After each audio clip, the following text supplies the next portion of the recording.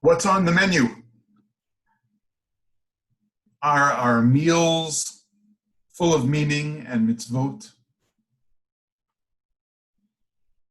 Have you ever eaten vegetables for breakfast? And I'm not just talking about the bountiful meals that they serve in the hotels in Jerusalem or on the kibbutz. I want to wish a mazel tov to our friend Nancy Wolfson Moshe, who recently published a wonderful new volume, a lovely and deliciously green book called Vegetables for Breakfast. Perfect for this week's Parsha, Ekev, because the famous verse, V'achalta v'savata uberachta, in chapter 8 of Deuteronomy, it appears. You ate and you were satisfied, and then you learned to bless. This very famous verse is the root of our practice of blessings before and after our meals. And Nancy points out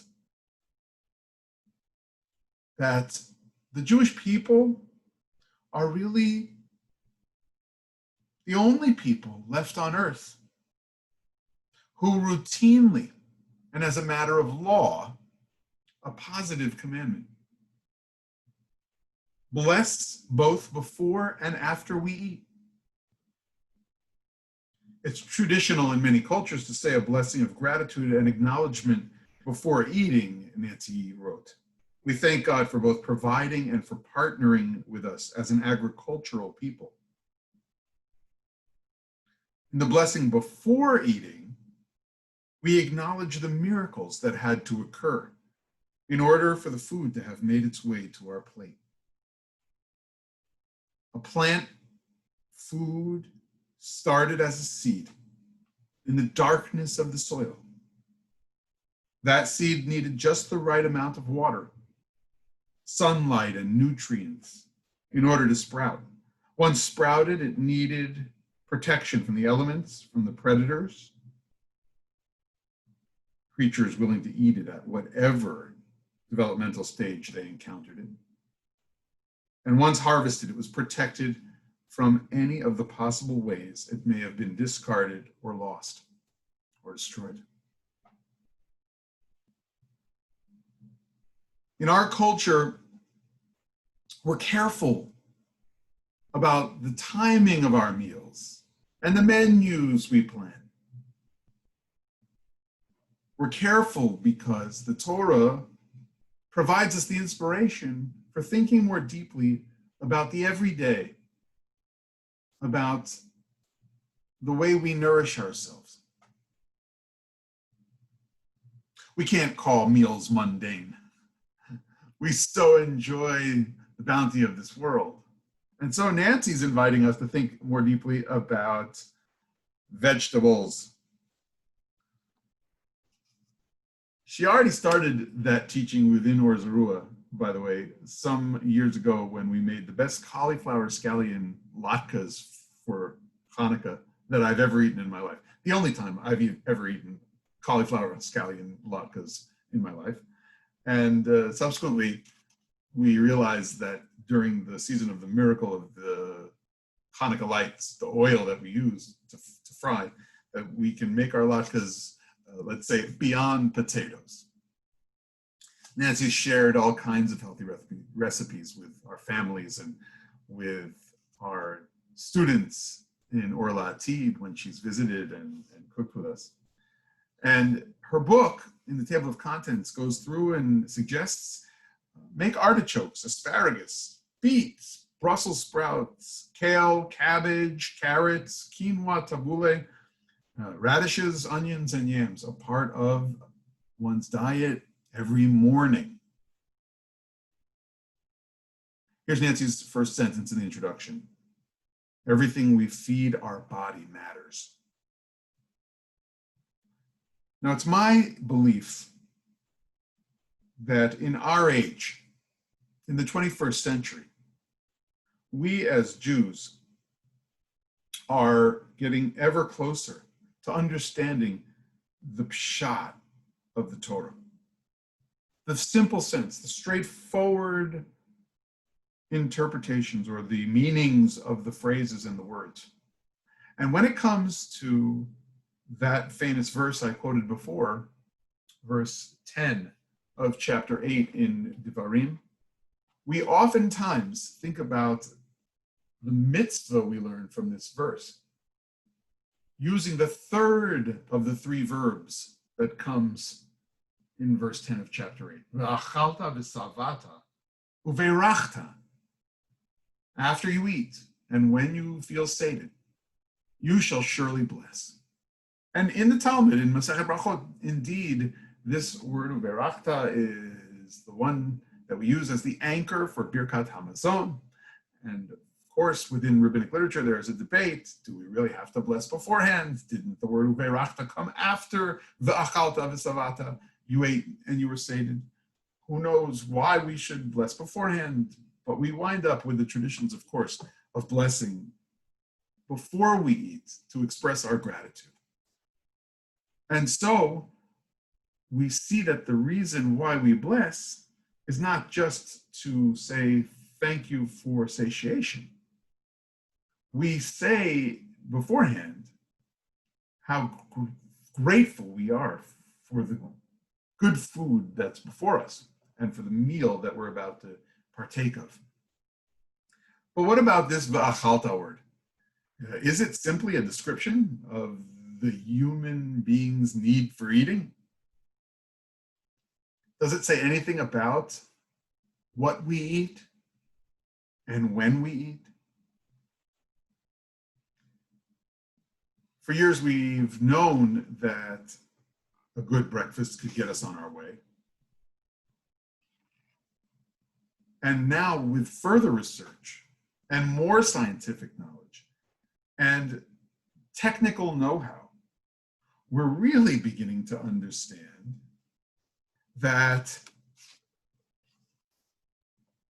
when we say you are what you eat,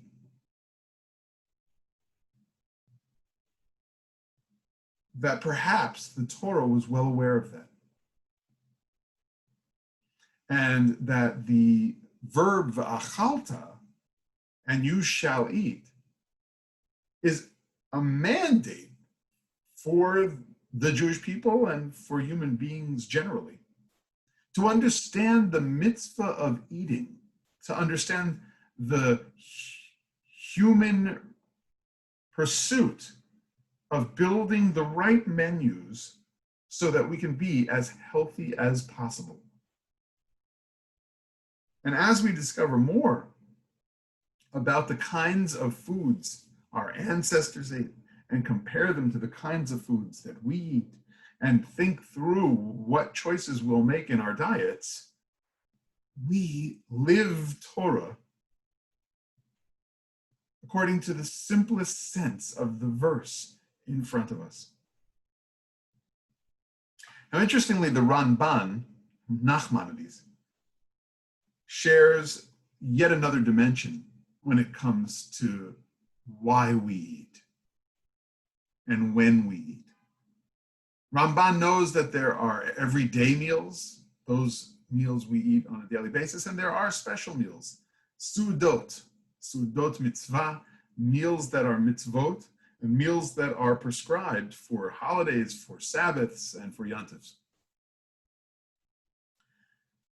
Ki tizkor avodat Mitzrayim v'inui hamidbar. The Ramban says that meals also unlock memories. Meals connect you to great journeys that you've been through in your mind's eyes and the journeys of our ancestors that they experienced. Sitting and creating the right menu can create the building blocks of a healthy existence, not only physically, but spiritually. Ramban goes on further to teach the tradition of blessing before and after our meals again, as many commentators will make mention of it on this verse. I think from an educational sort of framework, they wanted to be sure when they were sharing their commentaries Imagine sitting and studying with Rashi or with Ramban. They wanted to share that sometimes we sit and we look at a verse and we learn what mitzvot we really need to do. And so they reminded their crowds that blessing, both before and after, is a uniquely Jewish way to express our gratitude and to link ourselves with history and to make sure that we are living out our words of the Torah. But they didn't have necessarily a list of fresh vegetables to consider when it came to the first verb, v'achalta. What shall we eat? There's an inherent question within the beginning of that famous verse. What will be on the menu? What will make the right su'udah, the right meal for this occasion, this moment, every meal, that I'm concerned that I nourish my body in the holiest way possible, so that as I will then end with holy words, I've reflected those holy words through my holy choices about the food I ingest. The possibility that a meal leads us to no good and even to downfall was featured in the novella that we read and discussed together at the Or Zarua Book Club. It is Shai Agnon's And the Crooked Shall Be Made Straight, in which poor Menashe Chaim, with a hamlatza, a recommendation from his Rebbe, goes to raise all kinds of tzedakah needed to restart his and his wife's life in the town of Puchach. But away from home and having given into the temptation of another to buy that letter of recommendation for raising tzedakah and give him the money, if you will, up front. Menashe Chaim decides to take the money he ought to bring home. And he sits down at an inn, convinced. Menashe Chaim ordered dinner, as he was very hungry. The aroma of roasted meat wafted past his nostrils, whetting his appetite.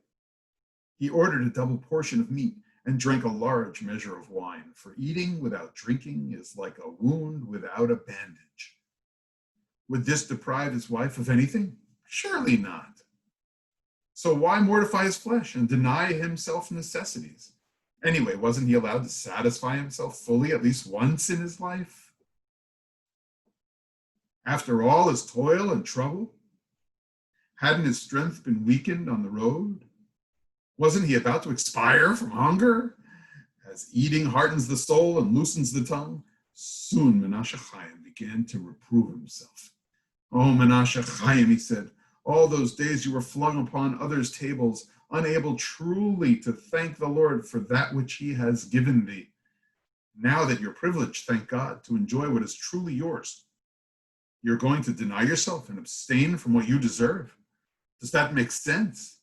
On the contrary, after thou hast eaten and art replete, the Achalta, the Savata, chapter 8, verse 10 of our Parsha, in Deuteronomy, Parsha Ekev, thou hast eaten and art satiated, a man can more comfortably fulfill, then thou shalt bless. Uverachta.